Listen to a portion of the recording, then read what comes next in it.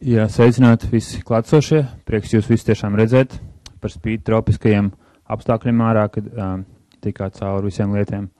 Pirms mēs sākam daži vārdi par diskusiju. Vispirms liels paldies Soros fondam par rīkošanu. Kās tiešām laba iniciatīva, daudz labas idejas, kas tika radītas procesā, daudz labas idejas, kas notikās sarunā mūsu pašu starpā.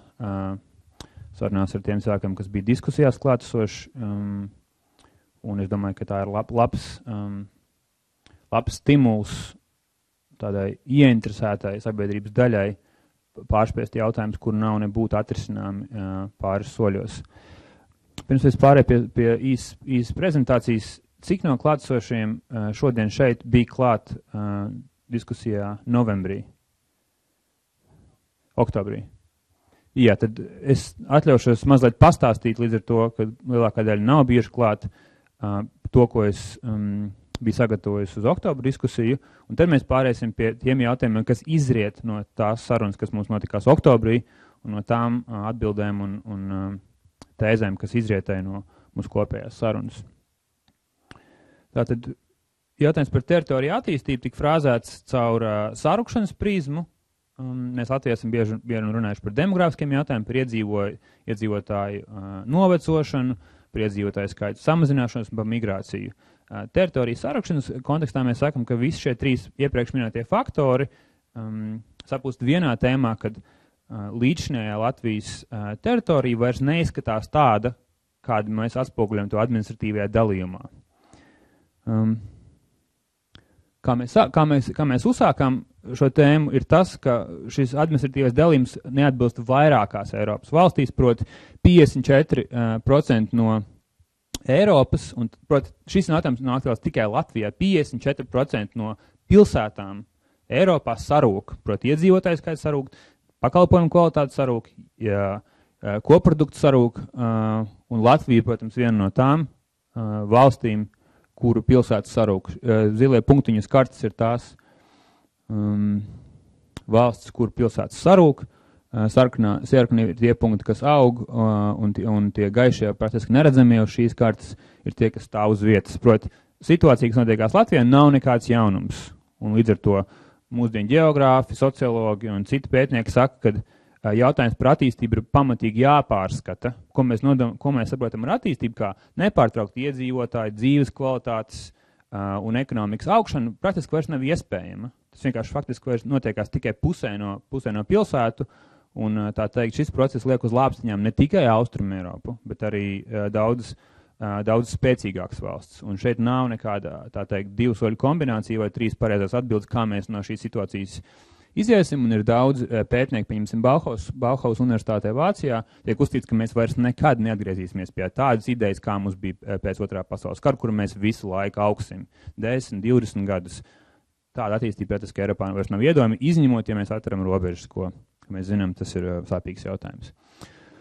Nu, lūk, otra ideja, ko mēs, tā teikt, vienojāmies, ko mēs pārunājām, ir tas, ka administratīvā struktūra Latvijā nepaģēra radīt tādu veidu attīstību, kā mēs iedomājamies. Proti, pārāk liels un fragmentēts teritoriju dalījums nevar radīt jaunus rezultātus. Mums ir esoša administratīvā struktūra, no kuras mēs gaidām citus rezultātus. Eiropas fondu naudas, mūsu pašu budžets tiek novirzīts uz esošo struktūras dalījumu, un mēs sagaidām no tās pašas struktūras pilnīgi jaunus rezultātus. Jaunus uzņēmumus, labāks rezultāts izglītībā, labāks dzīves kvalitātes rādītājs, bet tas nav vienkārši iespējams. Šī vecā struktūra atspoguļo 20-30 gadus vecu apdzīvotības struktūru, kuras vairs neeksistē. Un iedzīvotāji, kā mēs zinām, ir savu izvēli jau izdarījuši, braucot no Latvijas projām un pārceļoties uz Rīgas aglomerāciju, ko attēlo šī karta. Šī ir tā teritorijas daļa, kas piedzīvo kaut kādu izaugsmu, bet visbiežāk piedzīvo izaugsmu uz pārējo teritoriju sarukšanas rēķina. Labākā gadījumā iedzīvotāji paliek Rīgas reģionā, sliktākā gadījumā vai strīdīgākā gadījumā viņi brauc no Latvijas pavisam projām. Proti jautājums, kādā veidā pie esošās administratīvās struktūras mēs varam cerēt, ka ieguldījumu nesīs kvalitatīvu cits rezultāts, dzīves pakalpojumu uzlabošanos, uzņēmējdarbības augšanu un tā tālāk. Trešā tēma bija par to, vai mums ir nepieciešama resursu koncentrācija kā atbilde uz sarukšanu. Tas nav vienīgais veids, kā mēs varam domāt par Latvijas tālāku attīstību, bet tas ir bijis viens no tādiem diskutētākiem jautājumiem. Policentriska attīstība bija iepriekšējais slaids, tas nevarētu teikt, ir sev attaisnojis, viņš nav izgāzies, bet viņš nav attaisnojis katrā ziņā sevi ne tajā posmā, kā mēs bijām cerējuši. Šī ir faktiskā realitāte, ka Rīga ir attiecībā uz valsts ekonomiku ieņem ļoti prominentu lomu, gan nodarbinātībā, gan izglītībā, gan dzīves pakalpojumos. Jautājums ir tas, vai mēs turpinam šo relatīvi stihisko procesu, ka Rīga aug uz pārējās teritorijas rēķina, iedzīvotāji saņem pakalpojumus Rīgā, nevis reģionos, un mēs turpinam Eiropas naudu, tā teikt, apgūt esošajā administratīvajā struktūrā, cerot, ka tas radīs pilnīgi jauns rezultātus. Kas mūs aizveda pie galvenā jautājuma, kas ir tie veidi, ko mēs kā sabiedrība taiskaitā, nevalstiskās organizācijas taiskaitā, pašvaldības un valsts struktūras varam darīt šīs sarukšanas kontekstā. Un viena no galvenām atbildēm bija, protams, ka mums ir jāsekmē uzņēmējdarbības attīstība, ja uzņēmējdarbība rāda ienākumus, uztur ģimenes, ekonomiku un tā tālāk. Proti, pie kādiem nosacījumiem mēs varam radīt uzņēmējdarbības attīstību esošajā administratīvās struktūras kontekstā. Viena no atbildēm izskanēja, ka mums ir nepieciešama jauna sadarbības veidi, tie saucamie pilsētas sadarbības tīkli. Problēma ir tāda, ka šie sadarbības tīkli īsti nefunkcionē. Jums ir nepieciešams burkāns, kas saucās Norvēģijas finanšu instruments, lai panāktu, kāda pilsēta sāk runāt ar otru pilsētu par veloceliņu izbūvi. Tas ir burtiski labākais, kas mums ir iespējams. Īsāk sakot, ja mēs gribam teikt, ka uzņēmējdarbība ir tas, kas Latviju no šīs situācijas izvilks ārā, tad pie esošās resursu koncentrācijas tādu izrāvumu uzņēmējdarbībai nav iespējams sagaidīt. Atbildes to varētu būt sadarbības veidi, bet tie arī īsti nenotiekās. Pašvaldības savā starpā nav diezko ieinteresēti sadarboties. Visbeidzot, kā mēs nodrošināsim dzīves kvalitāti tiem topošiem uzņēmējiem, esošiem darbiniekiem, kas paliekās sarūkošajā teritorijā. Jūs saprotat, iedzīvotāji prasības pret dzīves kvalitātes nepārtraukā aug, pamatot vai nepamatot, bet viņas aug. Un cilvēki izvēlās un balso savām kājām. Ja mēs gribam, lai šī uzņēmējdarbība reģionos turpinās, mums ir nepieciešama sadarbība starp pašvaldībām, lai resursi koncentrētu pirmām kārtām, otrām kārtām mums ir nepieciešams iedzīvotājiem nodrošināt dzīves kvalitāti. Nē, viņi taisīs uzņēmums citviet. Tā vienkārši ir realitāte. Kas aizved mūs līdz šīs dienas diskusijas jautājumiem, proti, kā mēs varam iedomāties vairāk vai mazāk brīvi šodien, kāda ir Latvijas teritorijas pilsētu un reģionu attīstības scenārija kopējā sarukšanas kontekstā, kas ir praktiski nenoliedzams fakts pēdējos 18 gadus. Šeit man liekas, tā teikt, viens nebūs pārāk optimistisks sakot, ka mums šeit ir skaidrs atbildes. Šis ir vairāk atvērts jautājums, kā jūs domājat, kā varas struktūras, pašvaldības un tā skaitā nevalstiskās organizācijas var iecerēt un izdomāt jaunus attīstības veidus sarukšanas kontekstā. Otrs jautājums, ja mēs paliekam pie vienas no atbildēm, ka mēs koncentrēsim resursus nacionālas attīstības centros, reģionu mēroga attīstības centros vai vienā Rīgā, ja pašvaldības nevēlās sadarboties un iedzīvotāji nevēlas sadarboties. Un trešām kārtām, patīk mums vai nepatīk, vai mums būs uzņēmējdarbības straujas pieaugums, vai mums būs resursēta koncentrācija, mēs jau patreiz esam kompaktākā Latvijā, faktiski.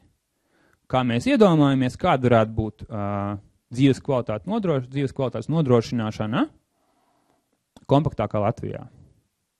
Šeit mēs runājam par mobīliem pakalpojumiem, mēs runājam par pakalpojumu grozu, kas ir pieejams nacionālās attīstības centros, un dažādi vēl citi veidi, kā tas Latvijā pēdējos 5-10 gadu laikā ir pateikts. Tātad šeit šie ir tie trīs jautājumi, kas, manuprāt, ir aktuāli, praktiski neizbēgami, praktiski neapšaubāmi. Tas, kā mēs viņus risināsim, ir izdoms un tā teikt, asprātības jautājums.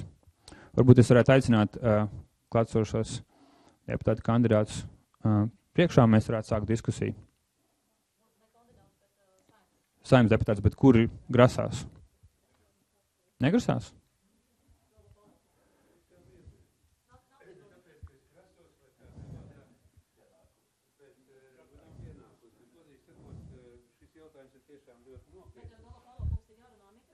Jā. Tūņās mēs sagaidīsim, ka sanāks pārējie un sāksim. Labi. Tad 3 jautājumi par attīstības scenārijiem, resursu koncentrāciju un dzīves kvalitāti kompaktākā Latvijā. Man liekas, ka pirms mēs sākam apspriest attīstības scenārijus, ir tomēr precīzāk, man liekas, jāraksturo tos cēloņus, kas ir izsaukuši šo te lietu. Informācijai. Cik iedzīvotāji bija Rīgā, tas bija viens no jautājumiem, ka viss koncentrējās Rīgā 1913. gadā. Kāds atceras? Es varu pateikt, Rīgā pēc oficiāliem tautas skaitīšanas datiem dzīvoja 550,000 iedzīvotāji. Kāpēc? Tāpēc, ka Rīgas attīstība sākās kā tirdzniecības ceļa gala punkts no visas Āzijas, no visas tās daļas uz rietumiem. Otrādi.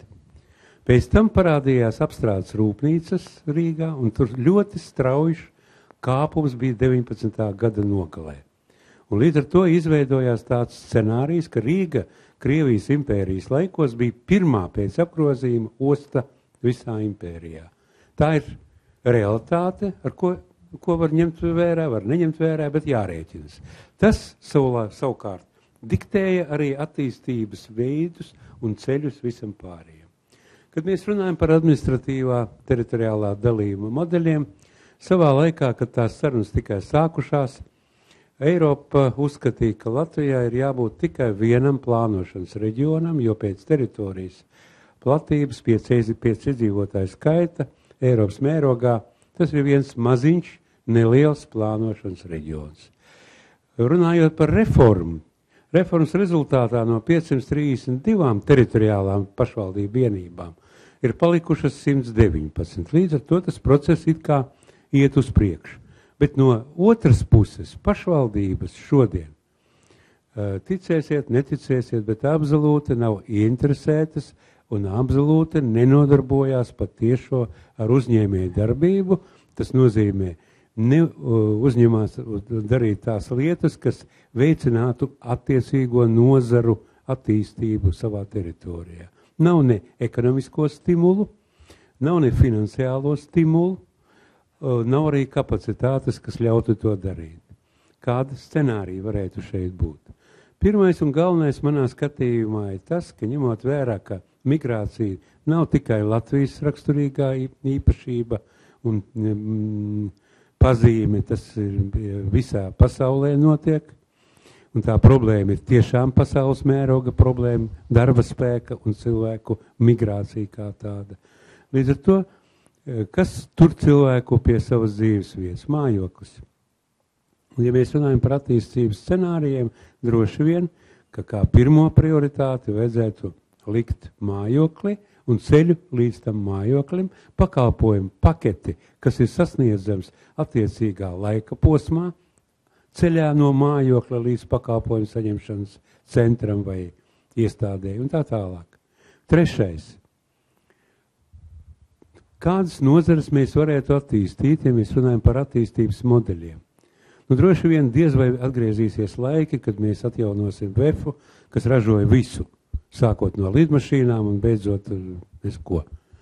Droši vien, ka jāmeklē citi tehnoloģiskie veidi, kas varētu būt iesaistīti kopā ar cilvēku migrācijas plūsmām, iespējām, nepieciešamību.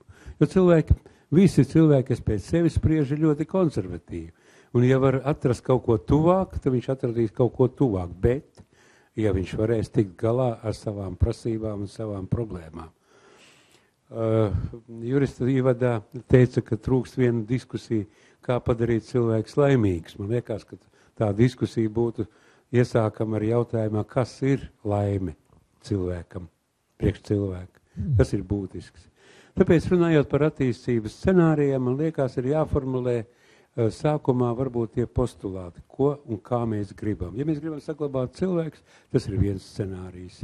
Ja mēs gribam saglabāt darba vietas, tas nav saistīts ar cilvēku saglabāšanu, jo mobilitāte ir ārkārtīgi liela. Ja mēs gribam saglabāt vidi, tas ir cits scenārijs. Tāpēc es domāju, ka runāt par attīstības modeļiem ir domāt par cilvēkiem, kas dzīvo Latvijā un kas turpinās to darīt. Paldies! Paldies! Mēs droši vien, ka pārēsim pie... Jā, nu mēs vēl vismaz vēl 5 minūtes. Ja? Lūdzu? Ja drīkst, tad nedaudz citā žanrā. Ir viegli Latvijā pa priekš pateikt visu, kas nav, visu, kas ir slikti, un tad tā arī neiedot nekādas īsti alternatīvas. Ja drīkst, es to posmu izlaidīšu, jo, protams, ka daudz ir slikti, daudz nav izdarīts un ir daudz izaicinājumu.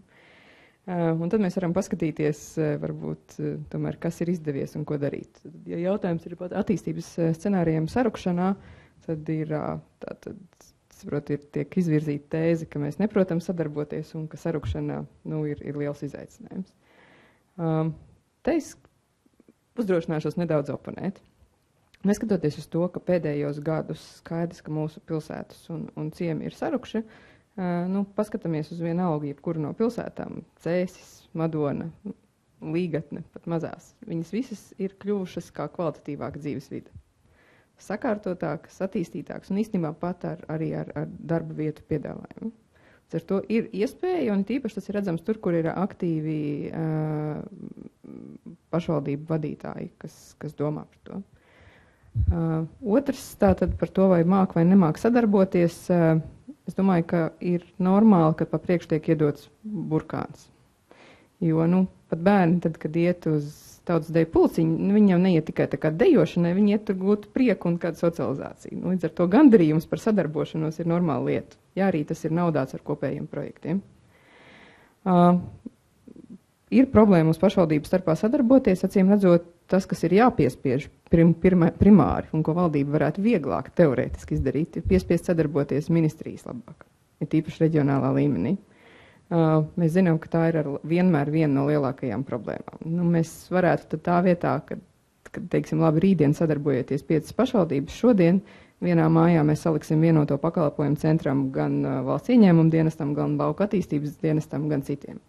Uz to mēs ejam. Mums ir tūlīt jābūt šim te likumam, kas nodrošina iespēju e-pakalpojumu veidā sniegt kā vienas pieturas aģentūras visas valsts pakalpojumus. Tas, ko es gribu pateikt, ka tas pirmkārt dos atbildi uz pakalpojumu pieejamību, un otrkārt tas varētu būt kā tāds paraugs pašvaldībām sadarboties. Jo es gribu ticēt, ka arī Latvijā pašvaldības var sadarboties, prot sadarboties, ja arī līdz šim tie piemēri ir ļoti maz, bet tā ir vienīgā atbilde. Un dzīves kvalitāte kompaktā teritorijā, es domāju, ka pārapdzīvoto valstu iedzīvotāji teiktu, ka tieši nepārapdzīvotība ir tā dzīves kvalitāte. Latvijas zaļums un brīvība ir tā dzīves kvalitāte. Protams, tas, kas ir vajadzīgs pretīm, lai tur ir ienākumi, lai varētu dzīvot. Un tad ir jautājums par uzņēmējdarbību, kur noteikti arī tad ir virkne jaunu un inovatīvu veidu, un droši vien uzņēmēju darbībai jūs pievērsīties kādā no nākamām 45 minūtēm, bet tas nav vienmēr tikai to pašu graužu audzēšana, tas nav vienmēr tikai to pašu vienkāršo darbu darīšana. Tas, kas ir iespējams un aizvien vairāk notiek, nākamajos gados tiek prognozēts līdz pat, 10 000 darba vietām digitālās ekonomikas nozarē. Mums ir otrs ātrākais internets Eiropas Savienībā.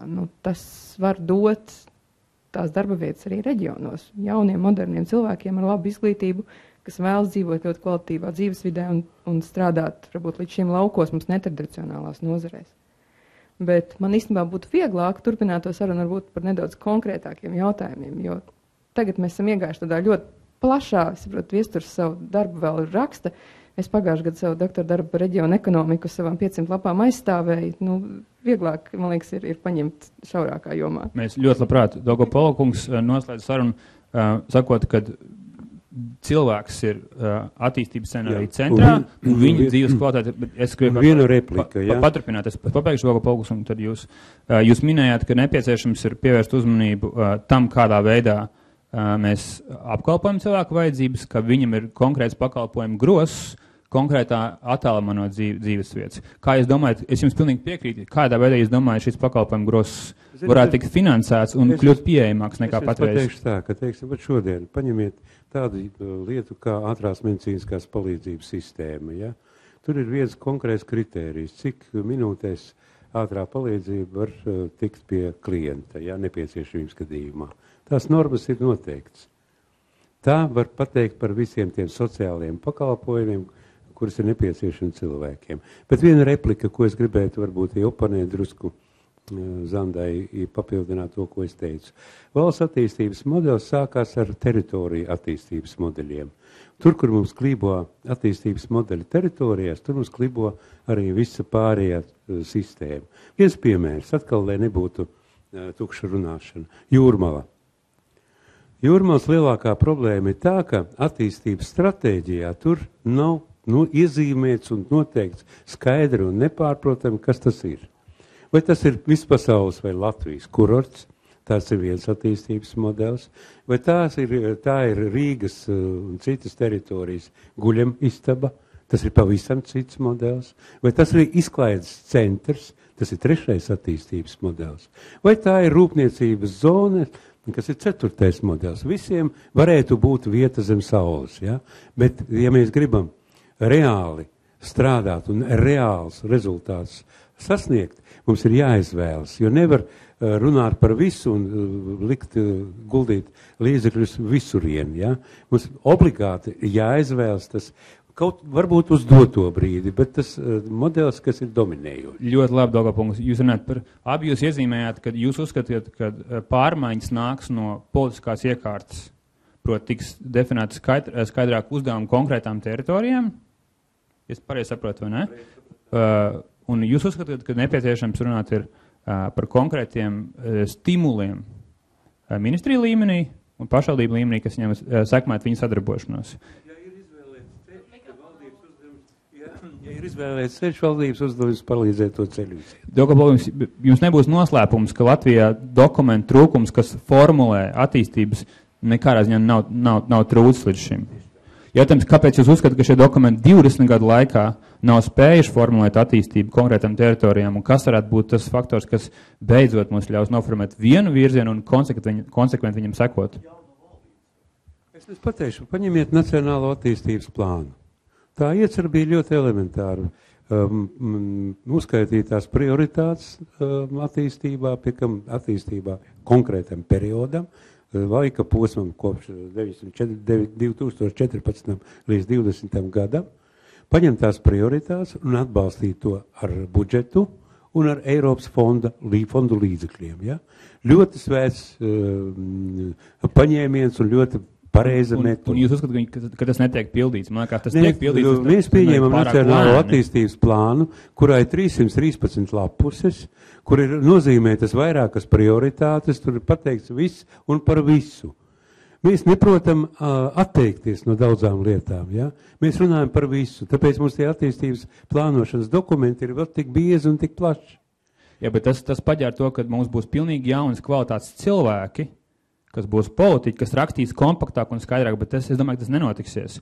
Mans jautājums ir, vai mēs izskatāmies tā, ka valsts pārvalde nav īsti gatava reaģēt tik ātri, lai risinātu šos jautājumus? Vai tad mums ir alternatīva, kad šos procesus pārņem tirgus vai paši iedzīvotāji?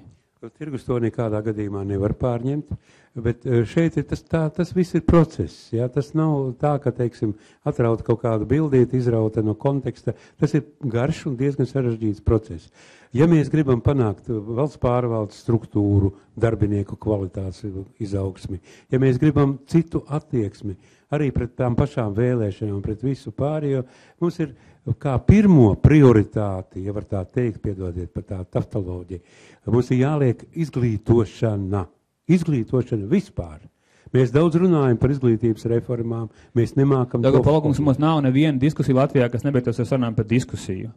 Visi Latvijā grib runāt par izglītību. Beigās par visu, katrs var runāt par izglītības procesu, bet šoreiz paliksim pie tā, ka mums ir tādi cilvēki, kādi mums ir, tā skatā politiķu vidū, un mēs viņu ģenētiski viņus nemainīsim. Viņi ir tik lēni vai tik ātri, kā viņi patreiz ir. Jautājums, ar ko mēs varam pateikt iedzīvotājiem, teiksim, 10-15 gadu laikā, kas jums, pārēsim pie Luševičs kundzes, ja? Kas jums liekas, cik ir realistiski, kāds ir mums laika horizonts attīstībai, pieņemsim uz vienotiem pakalpošanas centriem, 5-7 gadi, kad viņi reāli sāks funkcionēt. Un kā jums liekas, ka ja pašvaldības varētu sākt sadarboties, lai sekmētu dzīves kvalitāti, lai sekmētu uzņēmējdarbības attīstību, uz kādu laika periodu mēs skatāmies?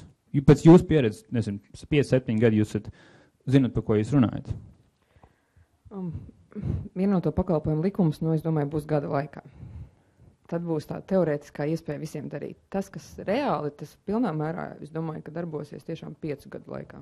Lai arī, es domāju, pēc gada būs jau pirmās vietas iespējas, pilnā apjomā tam vajadzētu būt 5 gadu laikā. Viena lieta. Pašvaldību sadarbība, tas būs atkarīgs no cilvēkiem uz vietas un nebūs viena recepte un vienāda situācija visā Latvijā. Jo tieši tāpat kā valstī ļoti daudz ko nosaka pat ministru personības, tā teiksim, lokālā līmenī tās personību faktors ir daudz nozīmīgāks. Un daudz, kur jau notiek sadarbība, tur, kur ir labas personīgas attiecības starp novadu vadītājiem, citur tas vienkārši dažreiz buksē uz tādām lietām. Bet tā situācija mudinās sadarboties. Es negribu teikt vārdu piespiedīs sadarboties, apzināti negribu to darīt. Un izvēles un iespējas profilēties, tādā veidā ietaupot naudu, es domāju, ka arī pat Latvijā ar visu mūsu lēnumu 5 gadu laikā mēs redzēsim progresu šai jomā. Un tas, kas vēl liekas svarīgi, mums mēģināt izkāpt ārā no tās domāšanas, ka Rīga ir kāds drauds pārējai Latvijai. Tas, kas arī bija vienā slaidā, kā cilvēki aizbrauc, un ļoti interesanti pārteicies, aizbrauc uz ārzemēm un Rīgu. Ja, bet ko bieži vien varbūt to Rīgu uztver tikpat tālu kā Londona. Bet Rīga jau realitātē, priekš Latvijas ir vienkārši tie vārti, caur kuriem visi ienāk iekšā. Un mūsu problēma ir, ka mēs bieži skatāmies uz Latviju, tā it kā viņa būtu izolēta sala, vai it kā Latvijas robeža būtu un kontūra apkārt ar tādu dzelzbetona sienu. Un tad tajā kontekstā Rīga ir kaut kas ļoti liels. Bet tad mēs varam salīdzinoši paskatīties, nolaisties vai zemāk, teiksim, piemēram, Vidzeme. Vai tur mēs Valmieru, kas ir lielākā pilsēta, uztveram par draudu Vidzemei? Taču nē, tur mēs saprotam, ka tā ir vismaz tā reģiona kāds virzītājs. Savukārt, ka mēs paskatāmies uz Latviju, vismaz no Baltijas jūras reģiona, arī Rīga ir atkal vienīgā lielā pilsēta Baltijas jūras reģionā. Un tur arī viņa neliekas drauds. Līdz ar to mums ir tā gan ir tā izvēle, ka ieraudzīt Rīgu kā iespēju, kā draugu, kā investoru pārējai Latvijai. Jo, bet šeit divas lietas tie komentāri. Pirmkārtām, tad mums ir godīgi jāpasaka iedzīvotājiem un uzņēmējiem, kas grasās attīstīt savus iestrādnes reģionos un Rīgā, ka mēs runājam par 5 gadi, kad mēs varam cerēt uz lielāku resursu koncentrāciju, uz labākiem pakalpojumiem, ko Dogo Polkungs teica, kad iedzīvotājs var tik konkrētā laikā līdz konkrētiem pakalpojumiem ar vieglu automašīnu pieņemot. Sabiedriskais transports jau patreiz ir zem kādas kritikas. Tas ir viens, otrs attiecībā uz Rīgu. Es stipri šaubos, ka izņemot pašvaldības, kādas Latvijā uzskata Rīgu par draudu. Tā ir vienīgā cerība, kas kaut kādā ziņā liela mēroga attīstība vispār ir iespējama. Pašvaldības un reģions centri uzskata Rīgu par draudu ar tā, ka finansējums aiziet uz Rīgu vairāk. Bet iedzīvotājs saprot, ka tā ir vienīgā lieta. Jaunieši uzskata, ka tā ir vienīgā lieta, kur ir vērts vēl Latvijā palikties. Kas mums ir pie nākošā jautājuma? Kas jūsuprāt liekas varētu būt konkurētspējīgas nozares, kas iedzīvotājs varētu paturēt Latvijā? Mēs zinām, ka lauksaimniecība kļūst automatizēta, un 5-10 gadu laikā šis process kļūst praktiski automatizēts bez lielas iedzīvotāju nepieciešama ieguldījuma priekš darba spēka. Nepiekrīt. Jā. Īsāk sakot, nepriekrīt, bet mēs runāsim tagad par konkrētiem jūsuprāt virzieniem, kur tautsēmniecība Latvijā ir konkurētspējīga un iedzīvotājiem mēs varam teikt vidusskolniekiem, pamatskolniekiem, tiem, kas ir patreiz jau darba mūžā. Šīs būs jomas, kas jums liekas varētu būt daudzsološs 5-10 gadu laikā. Mēs runājam īstenībā par 10 gadiem. Es tikai gribētu divas replikas izteikt. Pirmā, tā, ka to, ko es teicu, neliecina par to, ka ir kaut kāds bezceļš. Ja? Latvijā dzīvo ārkārtīgi daudz jaunu, talantīgu, spējīgu cilvēku. Iesaistīt viņus šīs procesos ir tas galvenais uzdevums. Un otra replika. Mēs varam pieņemt pakalpojumu likums kaut 10 tādus, ja? Bet ja mēs nemācēsim stimulēt šo sadarbību, nekas nesanāks. Ja teiksim, Eiropa, kad realizēja dažādas sadarbības projekts starp pašvaldībām, ja, viņi finansēja tikai tos projekts, kur bija noslēgti pašvaldības sadarbības līgumi. Ja mēs to praksi ieviesīsim savā zemē, mēs panāksim to vienošanos bez kaut kādām administratīvas virām. Bet, runājot par konkrētām nozarēm, es gribētu tomēr paaicināt Zariņu kungu, jo es negribu ar tukšiem vārdiem runāt par ļoti konkrētām matērijām. Ja mēs runātu par valsts pārvaldes lietām, gan jā, tur es drusku to drēbu pārvaldu. Paldies. Jā, nu es lai būtu koleģiāls, lai visi būtu vienādi pārstāvēt, tad es negāju priekšā. Bet principā, ja mēs runājam, es gribētu, ir vairāk veidi, kā var diskutēt par problēmu. Var diskutēt par problēmu tā, kā mēs to tagad darām, ka mēs ejam kaut kādā šaurā detalizācijā un lēkājam no detaļas uz detaļu. Protams, tā var ļoti daudz par ko diskutēt. Manuprāt, tāds pats pareizākais un ražīgākais veids ir iet no principiem, iet no būtības. Tas ir daudz grūtāk, tas ir daudz sarežģītāk, jo prasa zināmu izpratni par situāciju, prasa zināmu spēju pieiet analītiski un arī spēt sintezēt šos principus, šo situāciju un aiziet līdz principiem. Ja mēs pastamies uz sarūkošām teritorijām, kāpēc tas notiekās vispār? Vai mēs esam sapratuši to principu, būtību? Tātad patiesībā jau nav nekas taču sarežģīts. Un principā atrast risinājumu arī nav sarežģīti. Principā viņš ir zināms. Mēs viņu varam tūlītās pie viņa nonākt dažu minūšu laikā. Ja mēs pastamies, tad kas ir vajadzīgs cilvēkam, ka viņš dzīvo šī konkrētā vietā, viņam kas ir nepieciešams, lai viņš spētu sevi atražot. Ja viņš sevi tur nespēja atražot, tad viņš šī vietā neuzturēsies. Viņš meklēs kādu citu vietu, kur viņš to var izdarīt. Ļoti vienkāršs princips. Un tagad mēs pastamies, kas ir tie driveri, kas piespiež notikt šiem procesiem, piespiež cilvēkiem pārvietoties. Skaidrs, lielā mērā šeit ir daudz šis globalizācijas tendences, kas ir nospēlējuši pasaulē kļūstot globālākai. Tātad cilvēkam, no vienas puses pašam cilvēkam kļūst lielākas izvēles iespējas, no otras puses šie globāli ekonomiskie faktori, kas iedarbojas, viņi izmaina šo vidi. Konkrētāk. Jā, un ja mēs ejam ļoti, no sākuma izējam principus, un tad mēs aiziesim pie konkretizācijas. Globalizācija, migrācija, jā, tas viss strādā. Mēs vēlāk, jūs varat, kamēr es runāju, atrast to kur jums bija tā Eiropa ar tiem punktiņiem, sarkanajiem, zilajiem. Mēs pie tā nonāksim. Tātad, kas notiekās? Tātad, lai cilvēks varētu atrasties šī konkrētajā vietā, tad viņam jāspēj sevi atražot.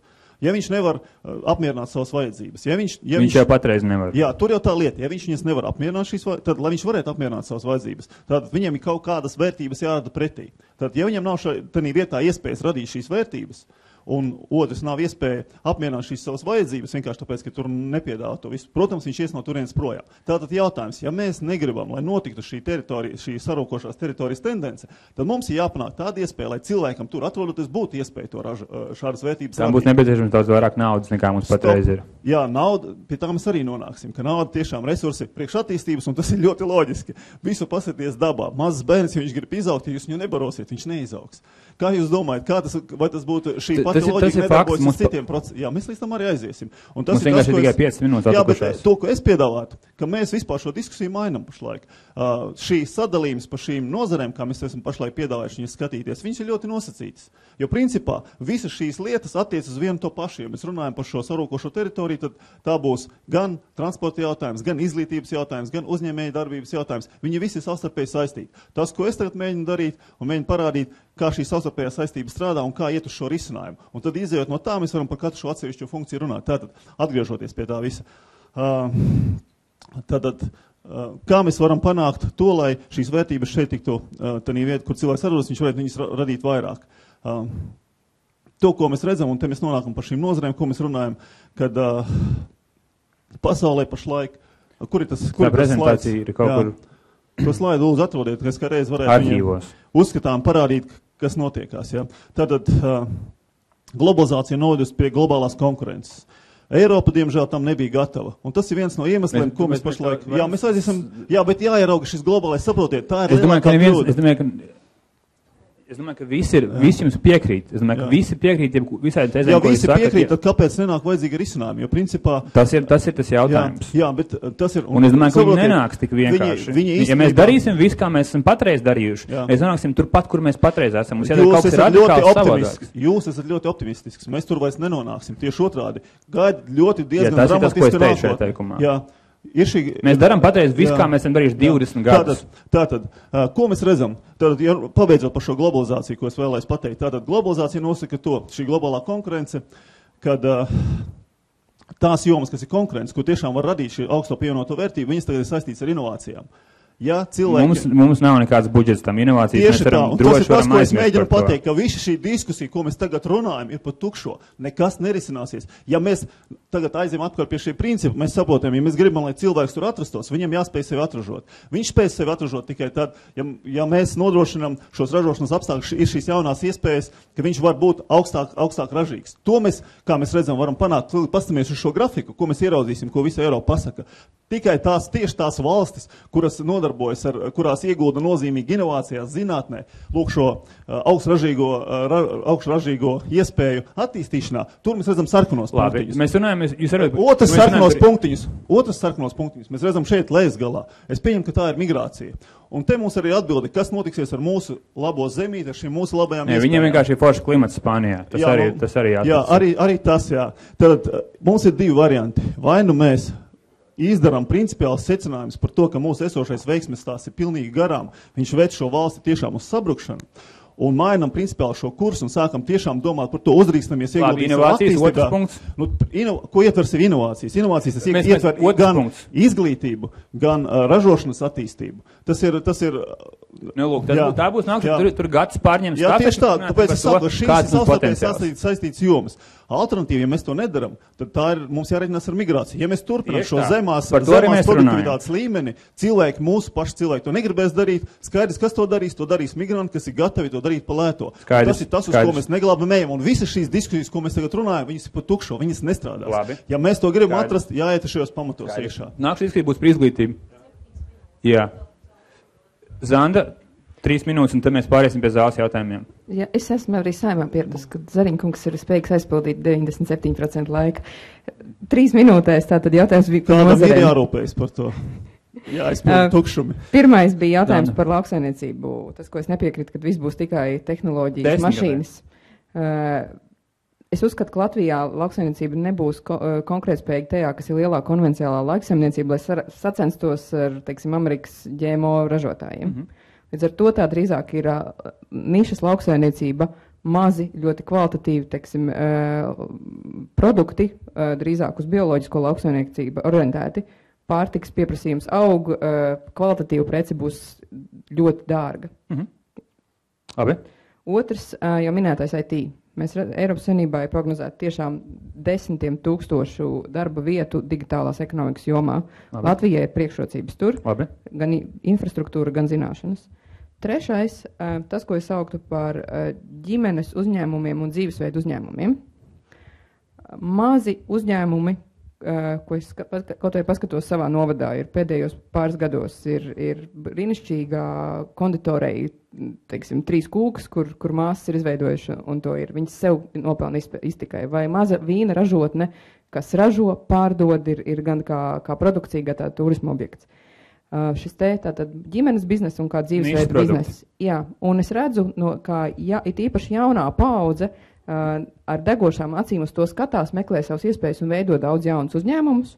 Arī pēdējā pat laikā pabūstot vairākos pasākumos, piemēram, pirms pāris nedēļām bija jaunatnes formāts. Vai pašvaldība var segment šo nišas, teiksim, 5 gadus, 10 gadus dzīvotspējīgu uzņēmumu? Jā, viņi var būt draudzīgi, teiksim, caur zemes nodokli, caur telpām, caur atbalstu informācijai, Super. caur atbalstu kontaktiem, caur to, kad viņus savā starpā satīklo, teiksim, turismā klāsterī, kā tas ir, teiksim, manā Līgatnes novadā ir karošu darbnīca, vīna darbnīca un zvejniecības muzejs. Bet tā būs investīcija no paša iedzīvotāja puses, nevis no valsts. Jā, bet tas, ko es mēģināju pateikt, ka tīpaši jaunieši ļoti skatās uz to, un man ir bijuši daudz sarunas pēdējā laikā ar jauniešiem, kas grib to darīt, dara, viņiem ir zināšanas un darīs. Cerēsim. Kas atšķiras no iepriekšējā. Un ceturtais, kas ir neapšaubām svarīgs un bez kā nevarēs, tas, ko es teiktu, lielākie darba devēji. Arī vairāk liela darba devēji, kas ir gan publiskais sektors, gan atsevišķi lieli uzņēmumi. Super. Kuru darbinieki tad spēj savukārt pirkt produktus no tiem mazajiem nišas uzņēmējiem. Ideāli, ja tā vien būtu. Turpināsim no jautājuma no zāles. Tā, mikrofons. Jā, lūdzu, tur bija trīs rokas kolēģis ar vārdu, uzvārdu un jautājumu. Mārtiņš Zemīts, Eiropas komisija, bet tas jautājums vairāk tāds privāts. Visi tie labie jautājumi jau rodās kaut kādā novērojuma ceļā, un vakar es braucu aizvakar ar velosipēdu no Rīgas uz Jūrmalu pa veloceliņu, kurš tika būvēts vēl padomju laikā 80. gadu beigās, ka mums nebija nekādas īpaši teikšanas par plānošanas jautājumiem. Ceļš diezgan nožēlojumā stāvoklī. Mēs runājam par Rīgu un Jūrmalu, kas īstenībā attīstības centri, par turismu, par veloturismu, kas ir tendence, kas ļoti attīstās, un īstenībā viens ļoti labs maršruts, kas ir ka tiešām cilvēki izmanto, un jautājums ir par sadarbību ar pilsētām, pavisam vienkārši. Kas tad būtu tas motivators, kas kaut kādu tādu mazu projektu salīdzinoši, teiksim, ar milzīgo struktūru fondu naudu, infrastruktūrā, kas tiek ieguldīta, kā to lietu vienkārši varētu sakārtot, un kāpēc viņi kaut kā nesakārtojās tik ilgu gadu rezultātā, un kāpēc cilvēkiem joprojām ir jākrīt un jāmokās. Un pat tas tiešām, teiksim, stimulē turismu, to gan pieprasījumu, gan piedāvājumu pusi. Jautājums par sadarbību, Zanda? Jā, par sadarbību. Es domāju, ka Jūrmala ir izņēmums, un kā jebkurā likumsakarībā izņēmuma apliecina likums. Jo Jūrmalas pārvaldība pēdējos gados bijusi katastrofa, biežākā reiz gadā mainoties mēram un tā tālāk. Tas ir tā izgāšanās. Mums ir labi precedenti, kur ir sadarbība notiekās, un kā jums liekas, vai viņus var, pavairot tos labos piemērus? Jā, mēs skatāmies, teiksim, tas, kas notiek ap Siguldu. Pati Sigulda ir sakopa, teiksim, apkārtējiem novadiem, arī, teiksim, velobrauciņu celiņš no Ramkalniem uz Siguldu un tā tālāk, ja? Siguldā, Līgatne, tāpatās citu. Kas ir tas, kas Siguldē liek? Tas ir labs piemērs, kas jums liekas Siguldē liek rīkoties savādāk nekā Jūrmalā, pieņemsim.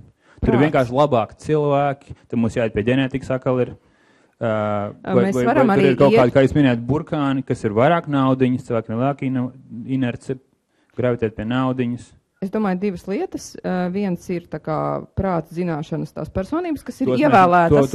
Un tas ir nevis ģenētika, bet tas ir vēlētāja izvēle. Es jokoju, protams, tā nav ģenētika. Ko viņi ieliek par pašvaldības vadītājiem un ko prasa, vai prasa tikai absolūti siltu zupu, kā tas ir Ušakau gadījumā, vai prasa sadarbību un lielākas iespējas. Cits starpā Siguldas mērs ir uzņēmējs, kas arī ir skatījies no tāda viedokļa, acīm redzot. Labi. Otrs ir iespējams šis te burkāna aspekts, jo Jūrmala, kā esoši ļoti tuvu Rīgai, ir bijusi izslēgta no ļoti daudziem struktūra fondu iespējām.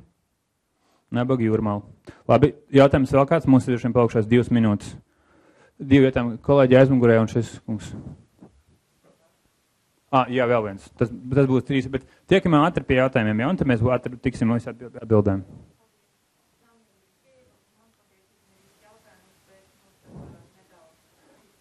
Mikrofonu.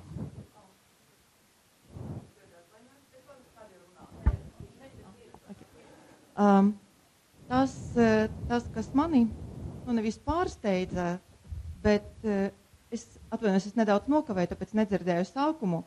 Un tad, kad es sapratu, ka runa iet par to, ka pašvaldības nesadarbojas un ka pašvaldība nav stratēģijas, es gribētu jūs, dāmas un kungi, atgriezt pie tā, kur tad ir Latvijas stratēģija. Es biju tā, kurā 91. gadā, kad mēs ieguvām neatkarību, Dievs, tagad beidzot mēs varēsim nospraut stratēģiju un būt kā tie Dienvidāzijas tīgeri un būt priekšā. Mēs esam tur, kur mēs esam. Un es ļoti labi atceros, ka pirms, neceros cik, varbūt 10 gadiem, cik liela bija apspriede pa visu Latviju par nacionālo attīstības plānu, un es piedalījos tajās apspriedes vēl. Jūs sakat, ka mums ir valsts kā līmeņa problēma? Jā, ka mums nav valsts stratēģijas. Es vismaz to neredzu, kā iedzīvotājs, kā uzņēmēja, kā uzņēmēju konsultanti un tā tālāk. Un kā cilvēks, kurš vēlas šeit dzīvot un kurš vēlas, lai viņa bērni šeit. Labi, jūs uzskatāt, ka valsts līmenī nepieciešama skaidrāka vīzija? Ka valsts līmenī nepieciešama skaidra stratēģija, kur būtu, 3, 4, 5 punkti, kas būtu skaidri jebkuram iedzīvotājiem un kas vienotu tos iedzīvotājus, nevis dalītu pēc dažādiem principiem. Tas ir pirmais. Riskēšu būt nepopulāri un teikšu, mums ir valstī stratēģija, un ir gan ilgtermiņa stratēģija, gan nākamais. Tas, kas drīzāk varbūt trūkst, ir mārketings šai stratēģijai, jo no valsts viedokļa ir pienākums rūpēties par visām nozarēm, bet, protams, ir priekš cilvēku acīm redzot, ir jāspēj pateikt tāds mutiski tās dažas prioritātes, lai būtu asociācija ar to, jo valsts stratēģijai ir jāspēj aptvert visa valsts pārvaldes uzdevumi. Es ļoti pietiekuši daudz savā laikā strādāju arī ar ministriem, un es zinu, ka katrai ir stratēģija, un es zinu, ka katrai ir dokumenti. Es neredzēju ne pārskatu tam stratēģiem, ne izmaiņas tajā stratēģijas, kuras būtu atbilstošas. Mēs tiksim pie tā jautājuma vēl pāršais. Mums vēl viens jautājums pirms pašām beigām. Un tad, labi, tad otrais, ko es labprāt vēl gribēju pateikt, ka runājot par to, ka pašvaldības cilvēki tur pareizi vai nepareizi. Ziniet, ir tas izteiciens Angļiem. Ielieciet labu cilvēku slikta sistēma, uz sistēma bez šaubām vinēs. Divas īsas replikas. Es taisni teicu, ka ir iespējama sadarbība un nepiekrītu tēzē, kad no tās iespējas ir jāizvairās un mums ir labi piemēri. Tas ir tas, ko es uzsvēru. Otrs par stratēģijām, piemēram, jaunais naps jau ir tomēr prioritizētāks. Tomēr bija vienošanās, ka tā pati izglītība un inovācijas ir prioritāte. Un salīdzinoši lielāka daļa tika pārdalīta, piemēram, no ostām uz zinātni. Pirmais solis ir, kā vienmēr mēs gribam uzreiz jau olimpiskos čempionus.